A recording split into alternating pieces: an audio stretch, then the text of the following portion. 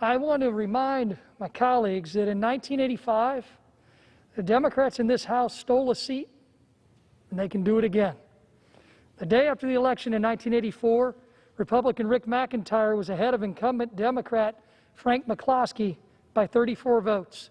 And after the state's recount, McIntyre's lead grew to 418 votes. In the weeks following the election, McIntyre was certified the winner of Indiana's 8th Congressional District. But come January 1985, House Democrats refused to seat the duly elected member of Congress, Rick McIntyre. Instead, they sent a partisan task force to Indiana, which then determined ballots not valid under Indiana law should have been counted. They changed the rules. Under the Democrats' new rules, McCloskey was now ahead by 4 votes.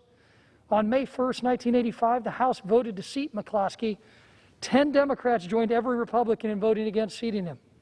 This contest was dubbed the Bloody Eighth, and my Democrat colleagues are considering repeating this same battle this year in Iowa's 2nd District. Just as in 1985, they're about to change the rules of the game after the game has already been played. Democrats have been trying to do this in states throughout the 2020 cycle, and after a thorough recount of votes in all 24 counties in Iowa's 2nd District, Mr. Speaker, and a unanimous bipartisan vote by Iowa's State Canvassing Board, Congresswoman-elect Dr. Mariannette Miller Meeks was declared the winner. Instead of challenging the certification that Dr. Miller Meeks now has in her possession in court, the Democrat candidate has decided to skip that step and instead is going to ask Washington Democrats to overturn Iowa's voters. And the reason is because she couldn't win in court. But if Washington Democrats change the rules, she can. She can disregard the people of Iowa, setting this precedent that you don't have to exhaust all of your options and prove your case in court, but that whatever party is in charge of the House can come in, change the rules, and determine the winner, is a terrible precedent to set.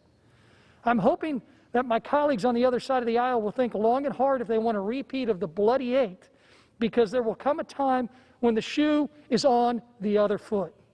The federal contests of 1985 eroded public trust in our elections and undermined the integrity of our election process. I hope my colleagues will come to the same conclusion and decide to stand by the people of Iowa's 2nd Congressional District and seat Congresswoman-elect Mariannette Miller Meeks on January 3rd.